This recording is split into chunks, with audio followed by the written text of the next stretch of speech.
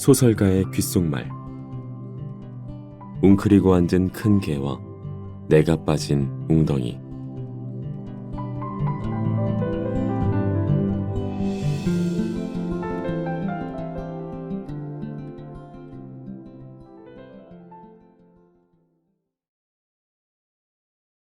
한적한 길을 걷다가 길 한복판에 웅크리고 있는 큰 개를 만나면 머리끝이 쭈뼛 솟는다. 길 한복판에 웅크리고 앉아있는 덩치 큰 개는 두려움을 상징하는 이미지로 손색이 없다. 개가 아무 행동도 하지 않아도 그저 물끄러미 쳐다보는 것만으로도 내가 가야 하는 길 한복판을 차지하고 있는 개는 두려움의 대상이 된다. 낮은 소리로 흡사 내장 깊은 데서 무엇을 끌어올리기라도 하는 것처럼 으르렁거리기라도 하면 발이 땅바닥에 달라붙는 것 같아 움직이지 못한다. 실제로 나는 어린 시절에 사납게 지저대는 개를 피해 먼 길을 돌아 학교에 다닌 기억이 있다.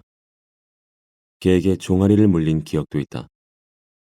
어쩌자고 시골 사람들은 개를 묶어놓을 생각을 하지 않았던 것인지. 개들이 아이들을 향해 으르렁거리고 쫓아다니고 물고, 아이들은 개들을 피해 도망다니고 울고 물리고 했다. 길 한복판에 웅크리고 있는 한 마리 개의 이미지는 내 공포의 인자이다. 그렇지만 길 한복판에 웅크리고 있는 개는 물지도 않고 쫓아오지도 않는데도 왜 두려운가? 물 수 있고 쫓아올 수 있기 때문이다. 개는 무는 동물이 아니라 물 수도 있는 동물이다. 물 수 있기 때문에 대비해야 하는데 어떨 때 물고 언제 물고 왜 물고 어떻게 물은지 모르기 때문에 대비할 수 없다. 그 개에 대해 내가 아는 것은 알 수 없다는 것이다. 물 수 있고 쫓아올 수 있는 것들은 물지 않고 쫓아오지 않을 때도 무섭다. 사납기 때문만이 아니라 예측할 수 없기 때문이다. 예측이 불가능한 위협 앞에서 몸은 저절로 움츠러들고 뻣뻣해진다. 예측할 수 없는 사람. 어떤 짓을 언제 어떻게 왜 할지 모르는 사람은 길 한복판에 웅크리고 앉아있는 개와 같다. 무서운 사람은 나쁜 사람이 아니라 알 수 없는 사람이다. 때때로 술이나 마약이나 이념이나 종교나 사랑에 취한 어떤 사람들은 무섭다. 술을 마시고 한 말도 당신이 한 말이다. 흥분해서 한 행동도 당신이 한 행동이다. 그것이 무엇이든 마약이든 이념이든 사랑이든 취해서 한 말과 행동도 당신이 한 것이다.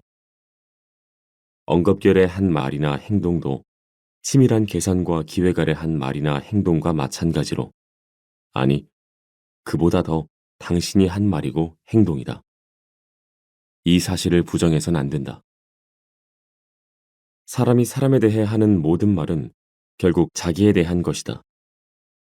자기에 대해 말하지 않으면서 사람에 대해 말할 수 있는 방법은 없다.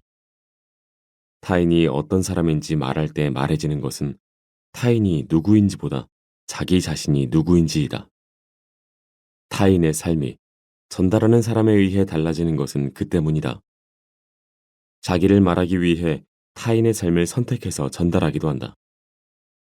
자기를 말하기 위해 수많은 타인들 가운데 특정한 타인의 삶을 선택하고 그 타인의 삶 가운데 특정한 부분을 선택한다. 동조하기 위해서든 비판하기 위해서든 그렇게 한다.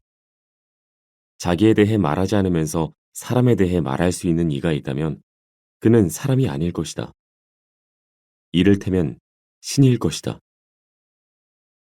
그러니까 사람에 대해 무슨 말인가를 하려는 사람은 무엇보다 자기 자신을 잘 들여다보아야 한다.